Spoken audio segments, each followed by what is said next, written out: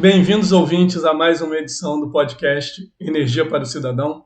Hoje nós vamos tratar aqui de mudanças climáticas globais, né? Na verdade, a gente vai falar de vários conceitos, né, de impactos ambientais, de economia do meio ambiente, né, mas todos eles amarrados de forma a tentar responder até o fim do episódio a três principais perguntas, assim, ou seja, eles estão amarrados, estão em torno de mudanças climáticas. Primeiramente, o que são mudanças climáticas globais? Tá? A segunda dela é por que a comunidade científica tem tanta segurança de afirmar que somos nós, humanos, que estamos a causando. Tá? Isso já foi muito debatido. Teve uma época que isso não era tão claro. Hoje ela tem essa segurança de afirmar. A gente vai destrinchar aqui por quê. E, por fim, o que a gente pode fazer? Né? Quais são as soluções que a gente pode trazer ou para amenizar os danos, ou para evitar os danos, as perspectivas, essas respostas não são óbvias, as soluções não são fáceis, e você vai encontrar defesas para várias soluções diferentes, não há uma solução única, mágica. Então, é um pouco isso que a gente vai tentar responder aqui ao longo do episódio. Hoje eu convidei, então, o Luan, daqui a pouco eu vou passar a palavra para ele. Luan Santos, também professor aqui da casa, aqui da FRJ, nós nos conhecemos como professores aqui em Macaé. Mas antes disso, o maior incentivo que vocês nos dão é justamente a audiência, é ouvir, é estar aqui, a interação, mas se puder dar aquela curtida ao longo da vinheta, saibam que isso fala para o robô, fala para a máquina divulgar mais o nosso produto. Então, por favor, conto com vocês.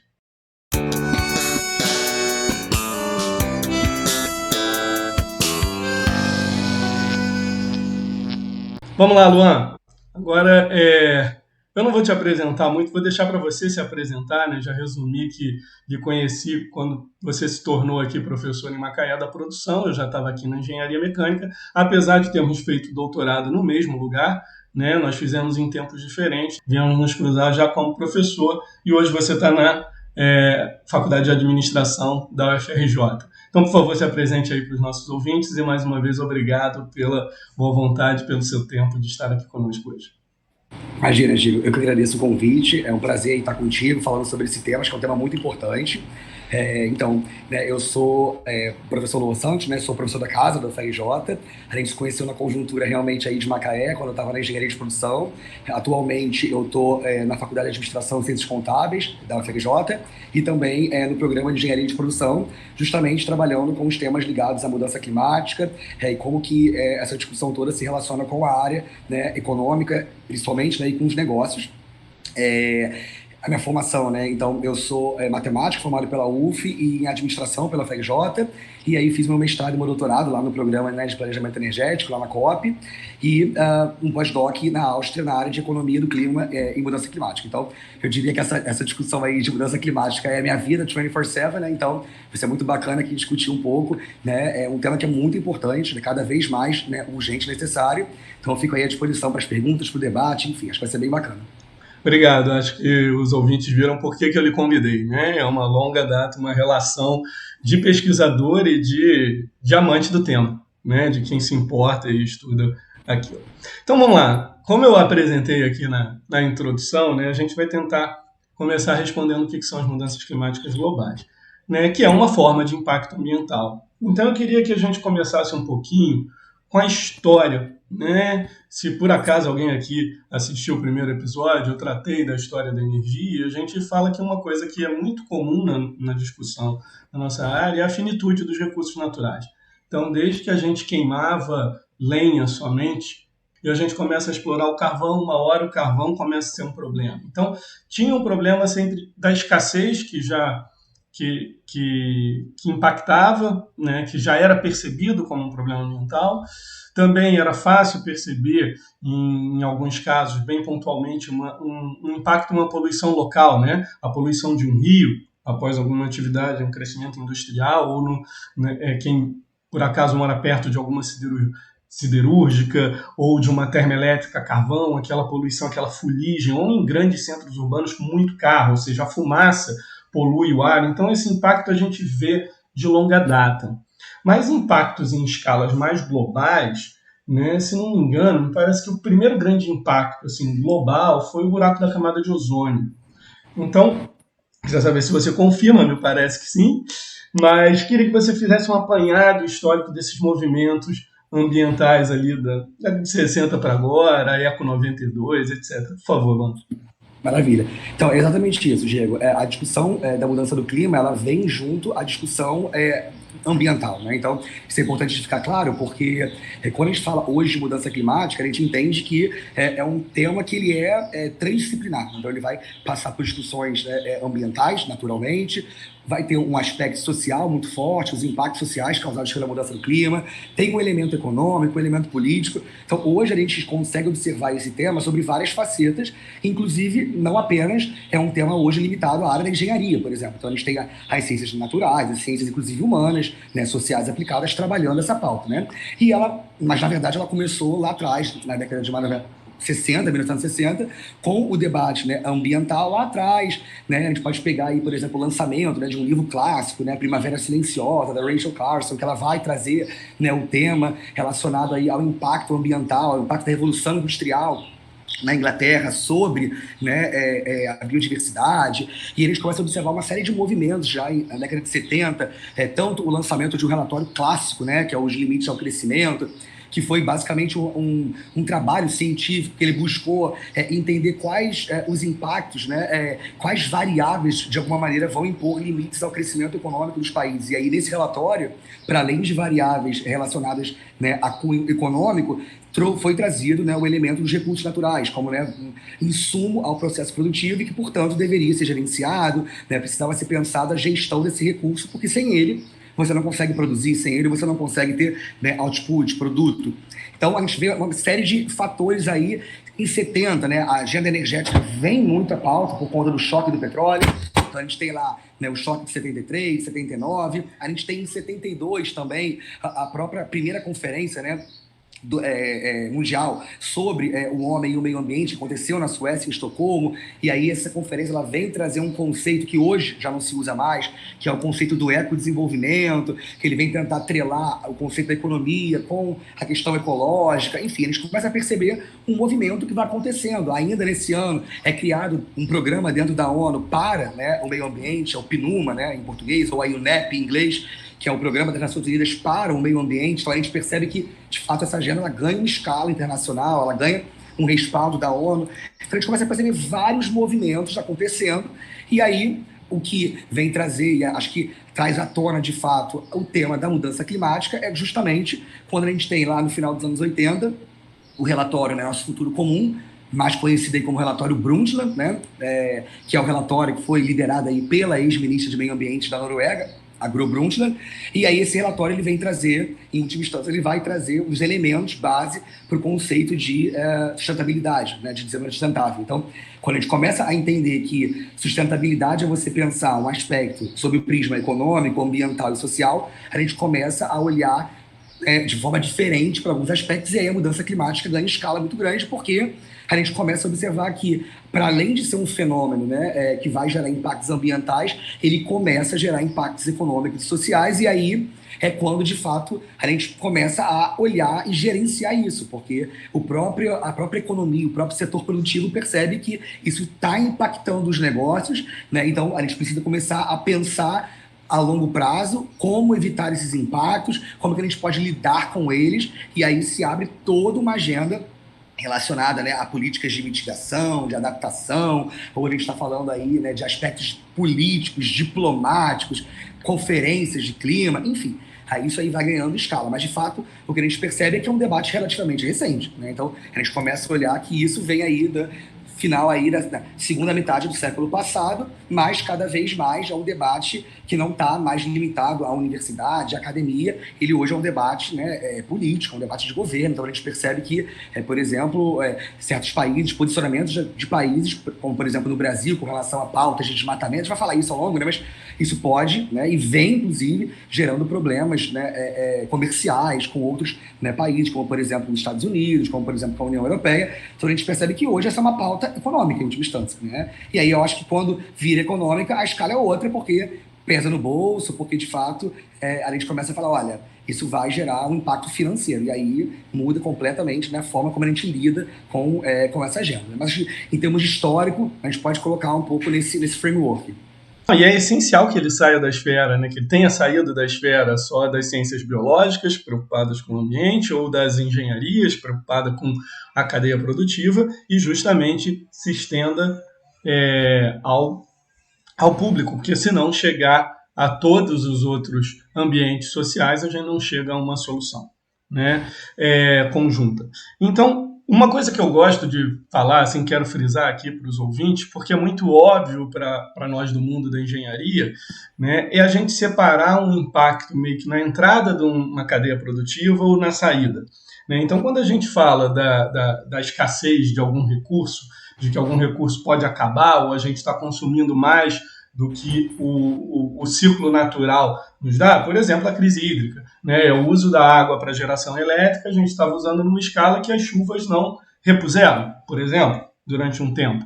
E outro é na saída, né? E eu acho que na saída de qualquer setor produtivo, talvez o descarte mais fácil e óbvio para trazer para os nossos ouvintes é o lixo, né? Então, o lixo tem que ser descartado, você vai colocar num saco, você vai colocar numa caçamba, vai passar um caminhão para recolher, né? Mas aquilo é levado para fora dos nossos olhos, para distante dos nossos olhos, mas não desaparece. Isso se acumula em algum lixão, em algum aterro sanitário, e aí ele passa a causar um impacto pelos rejeitos, ou seja, eu tenho um impacto que eu causo ao explorar, ao extrair algo natural do meio ambiente, e tem um impacto que eu causo ao descartar. É um corte que eu gostaria de deixar claro, né? E o outro, como a gente já trouxe aqui nesse apanhado histórico, são os impactos em escala local, né? A poluição do ar, as crises respiratórias e alérgicas, né? Que muitas pessoas vivenciam em grandes centros urbanos, é evidente, né? Dessa poluição localizada. E tem a escala global, que é a mudança climática aqui. Continuando, Luan, você trouxe rapidamente nessa sua introdução a palavra e um conceito que é essencial nós trabalharmos hoje aqui, né? Que é desenvolvimento sustentável, né? Então, assim, grande parte dessas discussões todas ambientais, que começam ali, como você trouxe, grandes obras, grandes nomes da década de 70 e 80, eles são um efeito ali da primeira crise do petróleo, em 73, que faz a gente olhar para um problema de um recurso que, opa, isso pode acabar, os preços dele ficaram astronômicos, a gente tem que buscar outros substitutos, mas tem uma conscientização, né, de sustentabilidade, né? Cunha-se esse nome de desenvolvimento sustentável, né, e aí eu queria que você explicasse um pouquinho mais ele, porque ele é essencial para a gente entender justamente esse grande impacto que a gente causa no globo como um todo, porque a gente está desestabilizando um ecossistema ali numa magnitude talvez não sustentável. É essa discussão que a gente vai ter. Certamente não sustentável, né? Eu acho que é importante a gente colocar aqui a definição, porque todo mundo acha que entende o que é, todo mundo fala sobre sustentabilidade, sobre desenvolvimento sustentável, mas na prática o que isso significa, né?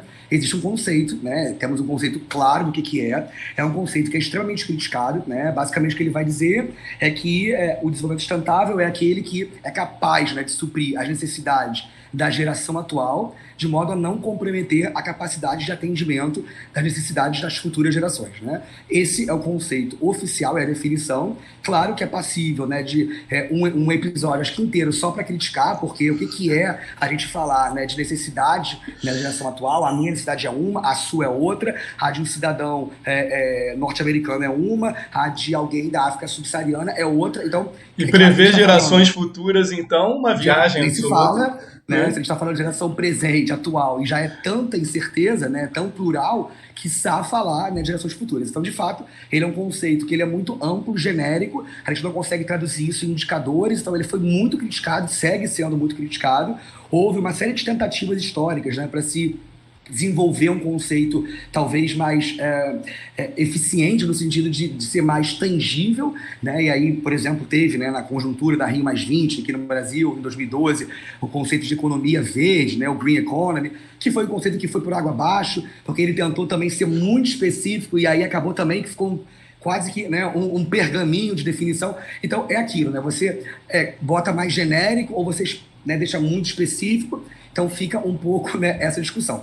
A questão existe um conceito, e quando a gente está falando de sustentabilidade, tem que estar claro que, para que eu considere uma atividade, um projeto, enfim, né, algo ser sustentável, eu estou apoiado no que a gente chama do tripé da sustentabilidade, né? O termo em inglês é o triple bottom line, que seria basicamente você entender que você está olhando para o aspecto ambiental, né, que é o primeiro que a gente pensa quando fala de sustentabilidade.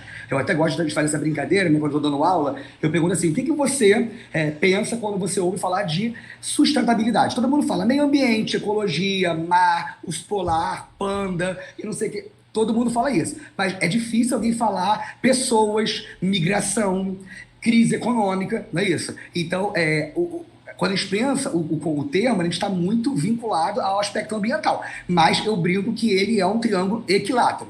Ou seja, lados e ângulos iguais. Você tem que estar, ao mesmo tempo, olhando a questão ambiental, social e econômica. E eles têm pesos iguais. Então não dá para eu dizer que eu sou sustentável, por exemplo, em um projeto que eu desenvolvo numa empresa ou um projeto, né, de governo, se eu não estou olhando, né, concomitantemente para esses três aspectos. Então, ser apenas, né, olhar apenas para o aspecto ambiental e econômico, por exemplo, não qualifica, do ponto de vista conceitual, um projeto como sustentável. Ele precisa ter algum tipo de impacto positivo sobre a sociedade, por exemplo, gerando, por exemplo, emprego, renda, ou mitigando, né, reduzindo impactos negativos sobre a sociedade. Então, é preciso que isso fique claro também. A gente precisa olhar, né, ao mesmo tempo para esses três aspectos. Então, seria isso. Então, entender que é um conceito geral, amplo, muito criticado, mas é o que está vigorando até hoje, né? E que quando a gente está falando de sustentabilidade, não é apenas falar de meio ambiente, mas também falar de aspectos sociais e de aspectos econômicos. Isso é muito importante porque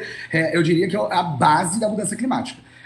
O tema da mudança climática ganhou a escala que ganhou por conta, principalmente, do aspecto econômico. Né? Vários estudos, um clássico, né? Um relatório externo, por exemplo, que foi o primeiro relatório que realmente veio, né, à mídia colocando, olha, temos um problema econômico. O problema da mudança climática vai gerar perda de PIB de 1% a partir do ano X. Né? Precisamos endereçar, precisamos olhar para isso.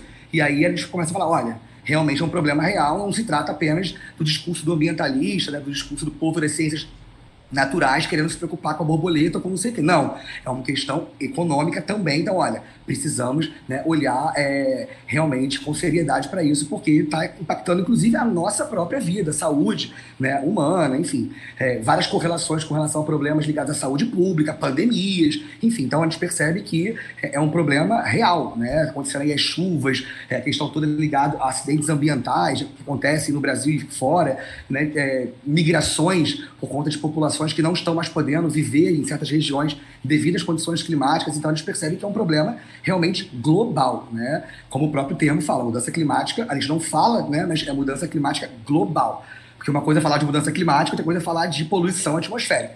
Aquilo que você falou, né? Uma coisa é o aspecto local, né, da poluição atmosférica, né? Que você vai ter a poluição ali naquela região, problema de saúde localizado. Outra coisa é gerar um problema que vai ter um equilíbrio, né? Vai desequilibrar a temperatura global do planeta. Que aí sim a gente está falando de mudança climática. Sim, é uma desestruturação desse todo, né?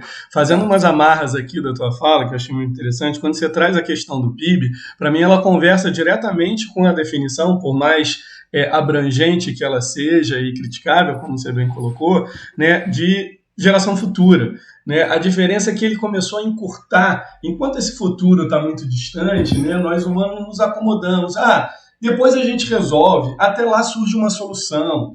Então, as mudanças climáticas, elas tomaram a pauta e a expressão e atingiram quando as pessoas viram, ela começou a acontecer, ela começou a chegar no limiar da minha geração para a seguinte, ou às vezes até do meu próprio emprego, se eu vou ter daqui a um tempo ou não, né? Ou do impacto, né, numa localidade, em chuvas e migrações. Então, quando ele começou a impactar o hoje, ou muito perto, aí a pessoa se alertou, né? E assim, uma outra coisa que é importante, que eu não tinha pensado falar dessa maneira, mas ouvindo a sua fala que eu quero trazer, é que quando a gente fala de desenvolvimento sustentável, né, não é pensarmos um crescimento sem impactos.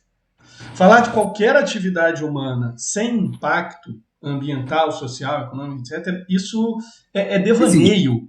Não chega nem a ser Não utópico, existe. porque utópico é algo que você ainda pode querer chegar. Não, aí é devaneio, entendeu? Assim, se a gente sobrevive, a gente está causando impacto e alterando o meio.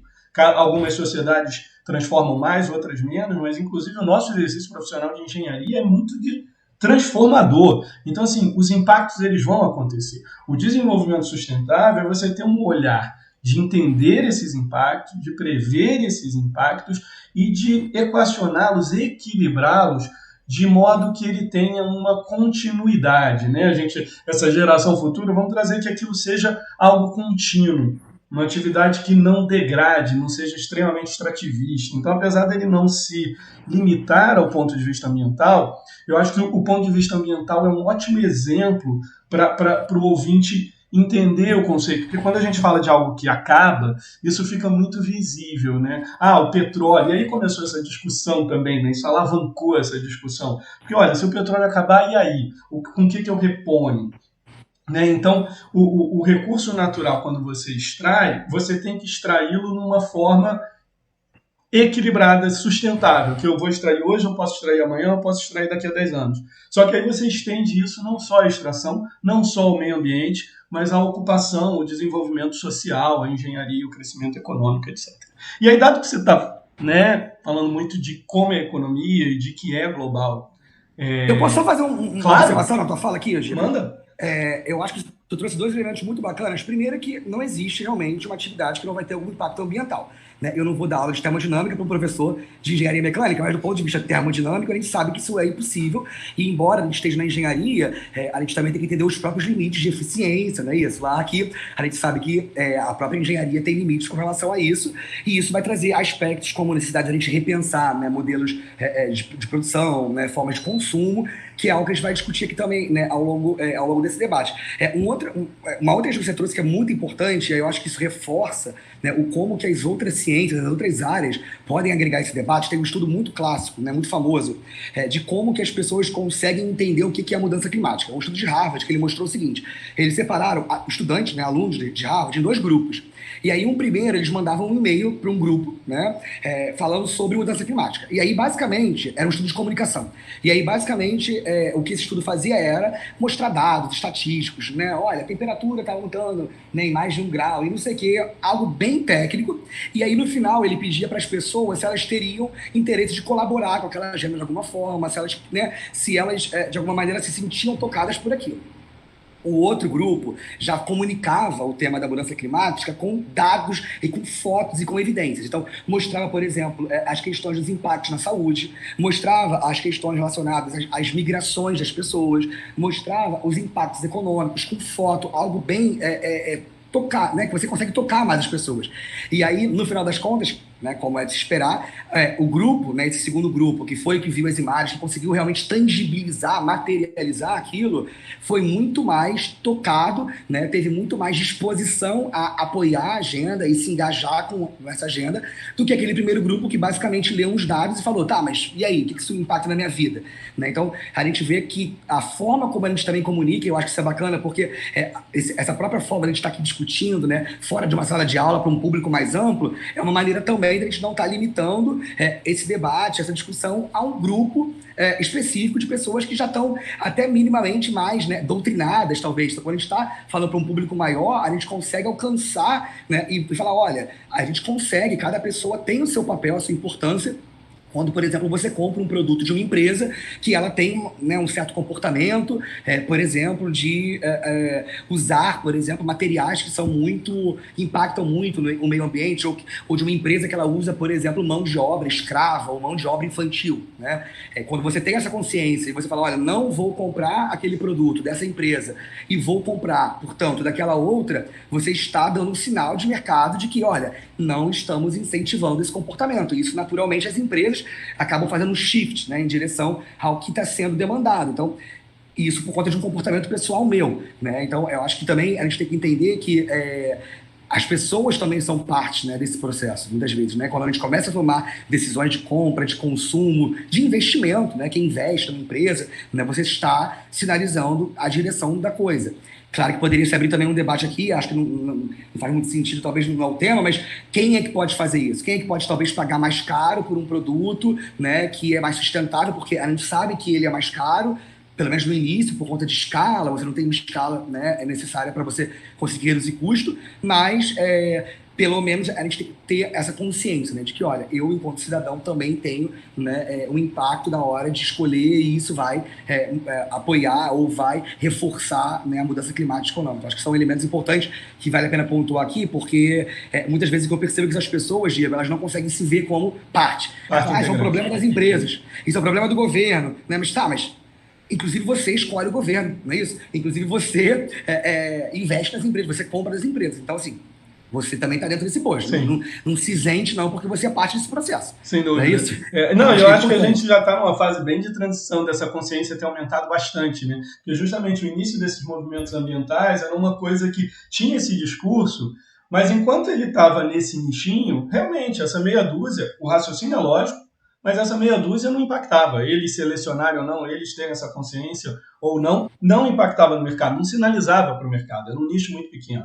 Hoje, quando realmente grande parte da população sabe pelo menos que esse problema existe, né, e aí quando ela começa a entender que ela é parte integrante, como você trouxe, aí sim começa a dar sinais, porque começa a ser uma grande magnitude, é uma questão de escala. E aí, dado que a gente está falando agora já de pessoas, de humanos, vamos para um debate que para alguns ainda é polêmico, para nós não é, e grande parte do objetivo dessa comunicação, né, desse projeto, é levar esse tipo de coisa, é desconstruir, né, quebrar alguns paradigmas. Então vamos lá, e até para mostrar para eles como é recente sim essa discussão, se toda a questão ambiental é recente, eu me lembro muito bem que eu entrei no meu mestrado, em 2007.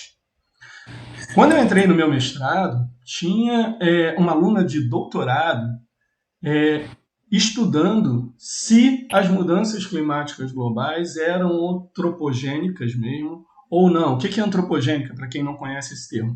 Causadas pelo homem ou se era uma transformação do globo. Então, quando se começa a identificar e a medir as mudanças climáticas globais, a primeira pergunta peraí, está acontecendo algo no globo ou não está?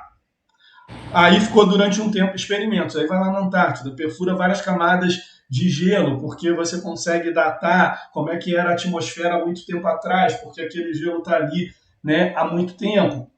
Então, assim, você tem camadas, e aí você começa a fazer isso tudo. Até que se chega à conclusão, opa, o globo está, né, o planeta parece estar aquecendo. E, realmente, o planeta está aquecendo. Isso é uma mudança natural em curso, ou nós, seres humanos, temos um efeito nele? E se temos um efeito, em que magnitude? Então, quando eu entrei no meu mestrado, essa discussão estava ainda na crista da onda entre os acadêmicos. Com alguns, a maior parte dos grandes pensadores no Brasil e no mundo dessa área eram meteorologistas, né, que questionavam, né, o IPCC, que já apontava o aquecimento global como causado pelo ser humano, e eram perguntas muito boas. Eram questionamentos, eram indagações muito importantes, que serviram de estímulo e de embasamento para novas pesquisas para tentar responder a isso. Né? Então, assim, existia muito. Talvez quando você tenha entrado lá, essa discussão já estivesse mais clara. Então, assim, tenta explicar para os nossos ouvintes por que tipo, alguns discursos que são replicados, às vezes, na mídia, ou às vezes em bate-papos informais, ou com falsas mensagens, estão aí defasados no tempo uns 15 anos. Sem dúvidas. É importante falar isso, Diego, principalmente numa conjuntura em que tem tanto debate sobre negacionismo, né? É bom a gente explicar e deixar claro o que né, a ciência coloca, né? Como, de fato, efeito e consequências, né, e razões e, enfim, resultados da mudança climática. Uma coisa é a gente falar de mudança climática natural. Ela acontece. Então, se a gente for pegar a história geológica, houve alterações, não é isso? Na temperatura do planeta. É um processo natural que acontece, né? E isso daí não tem como a gente evitar, né? Agora, existe o que a gente chama, né, quando a gente está falando dessa mudança climática que a gente fala hoje, a gente está falando da mudança climática de causa antropogênica, ou seja, causada pela ação, né, da atividade do ser humano no planeta. E isso hoje já não é nem mais um debate se é ou se não é, né? A própria ciência já comprova estatisticamente que é realidade. E como que isso é feito? Várias formas. A primeira você já colocou, né? Então é possível através lá, né, do gelo, você consegue, né, realmente identificar como que era o comportamento de temperatura, né, há anos atrás e como que ela é hoje. Então você tem métodos, e aí eu não sou especialista nessa área para dizer, mas existem métodos, né, para você realmente identificar que houve uma variação nessa temperatura, mas um método que é mais claro da gente fazer é um método estatístico de correlação. Então, quando a gente começa a observar o aumento, né, da atividade econômica, o processo da Revolução Industrial, né, e você correlaciona o quanto que a atividade econômica veio aumentando, a produção, enfim, tudo isso, com as temperaturas globais do planeta, é muito claro que existe uma correlação positiva muito significativa, né? E o próprio IPCC, como você colocou, que é o painel, né, intergovernamental de especialistas na área de mudança climática, ele está congregando aí os maiores nomes da área de clima, né, do planeta, os maiores pesquisadores estão nesse painel. Ele é muito claro em dizer que, olha, de fato, né, é comprovado que existe essa correlação. A maior atividade, né, do ser humano no planeta, principalmente com relação, né, à questão da questão relacionada à queima, né, de combustíveis fósseis, e aí já vai trazer o tema todo da área energética, né, do carvão, do petróleo, do gás, né, da nuclear, que está no debate hoje na Europa também, enfim. Então, vai trazer uma série de questões aqui, mas o fato é que a própria ciência já aponta isso, o aumento da queima de combustíveis fósseis e da própria atividade humana no planeta, ela é, sim, né, o fator, o driver principal, realmente, dessa mudança climática. E aí, como que a gente vai pensar novas formas, né, novas energias, novas formas de fazer negócio, novas formas de consumir, para que a gente consiga, né, fazer um decoupling, né, fazer um aumento da atividade econômica não diretamente associada a aumento de temperatura. Isso é possível? É possível, né? Você pode pensar várias questões, eficiência energética, enfim, várias possibilidades aqui, mas é um desafio, e é um desafio principalmente porque vai impactar na questão financeira. É necessário investimento em tecnologia, é necessário investimento, recurso, e aí quando a gente está falando de uma economia, né, em crise, por exemplo, isso fica muito prejudicado, né? Mas é importante que a gente tenha, né, a ciência de que, né, a consciência de que a ciência mostra que, sim, né, a mudança climática ela é causada pela atividade do ser humano no planeta, né? E acho que isso é importante colocar, porque a gente tem falas, né, clássicas, né, do Trump, por exemplo, dizendo, o Twitter dele famoso, né, dizendo que a mudança climática é a invenção dos chineses para serem mais competitivos. Então, existem argumentos nesse sentido, né? Infelizmente, a gente ouve esse tipo de coisa, mas existe todo um lado científico que mostra realmente, por A mais B, que é uma atividade humana que vem impactando. Então, a gente precisa pensar essa atividade humana, né, requalificar de alguma maneira, pensar soluções, e eu acho que a engenharia é uma área, realmente, são áreas, né, da engenharia que podem realmente colaborar bastante, né, mecânica, a produção, enfim, civil, ambiental, química,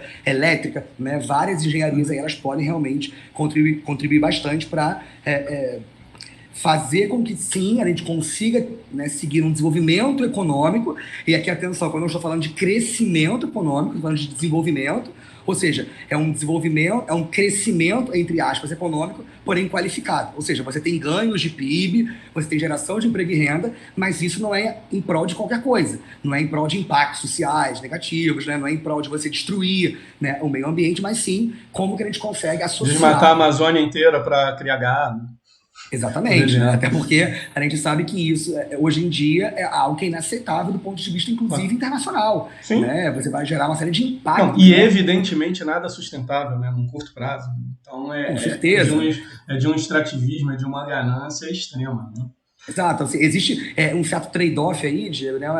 O que é mais importante, né? É a economia ou é a questão social e ambiental? Isso é muito complicado, porque o que a gente percebe historicamente é que em momentos de crise, de fato, a agenda ambiental, climática, né, ela perde poder. Fica em segundo plano. Ela fica em segundo plano. É muito natural, porque a preocupação dos governos é o quê? Olha, eu preciso gerar emprego, renda. Também é compreensível, até do indivíduo, não só do governo, né? Exato. Uma família que tem dificuldade, porque esse é um tópico, né, quando você fala do triângulo ali, do social. E esse é um tópico muito delicado quando a gente fala de mudanças climáticas globais, em algum momento a gente vai se aprofundar aqui também nisso, que é tipo, populações ainda que vivem no limiar da pobreza ou abaixo da pobreza, ou vivem mal mesmo no Brasil ou no mundo, e você falar que é um problema para essa família, para ouvintes que se enquadrem nesse conjunto, que eles têm que se preocupar com o meio ambiente para a geração futura, ou ele está preocupado se ele vai conseguir alimentar os filhos naquele dia, naquela semana, se ele tem emprego na semana seguinte. Então, a gente entende, seja a crise de um indivíduo ou a crise de uma comunidade, que o ambiental fica em segundo plano. O importante de nós trazermos aqui é o quanto muitas das crises que nós vivemos hoje, ou pior, de algumas grandes crises que a gente pode viver à frente, são consequência de impactos muito grandes, não sustentáveis que a gente esteja causando. Essa é a importância. Então, quem já está mais desenvolvido, né, sejam classes sociais ou países, tem que ter um olhar mais empático, né, e de desenvolvimento de um coletivo mais global, de dar um suporte a economias e grupos sociais que ainda não atingiram um mínimo aí de dignidade, de desenvolvimento, né, de acesso. Eu quero voltar nisso daqui a pouco, mas eu quero pegar aqui dois ganchos da sua fala aí. Eu não quero me aprofundar aqui na discussão sobre negacionismo científico e tal, mas gostaria de pontuar uma coisa aqui para os nossos ouvintes sobre nós mesmos, né? Porque nós estamos falando aqui de mudanças climáticas globais, porque somos especialistas e trabalhamos com esse assunto, mas a gente trabalha a partir do momento que elas ocorrem, que elas existem, como soluções econômicas e de engenharia para atenuar e melhorar isso. Mas toda a ciência é feita, se eu quero que me ouçam, né, com respaldo de quem estudou um assunto, né, que leve em consideração aquilo que a gente fala, aquilo que a gente se debruça e entende, eu tenho a mesma postura que eu quero que tenham com o que eu falo, eu tenho com qualquer outro acadêmico ou cientista. Então, quando a comunidade científica, que entende, que está medindo os impactos das mudanças globais, me dizem que ela é antropogênica, eu aceito. Porque eu não estou debruçando o estudo para confrontá-lo, nem para ver. Tem até onde eu quero saber sobre um assunto ou não. Por exemplo, eu amo física. Eu adoro física. Uma física macroscópica. A microscópica, quando entra no átomo e quebra o átomo em, acho que 21 ou 23 partículas, eu nem sei. Sabe?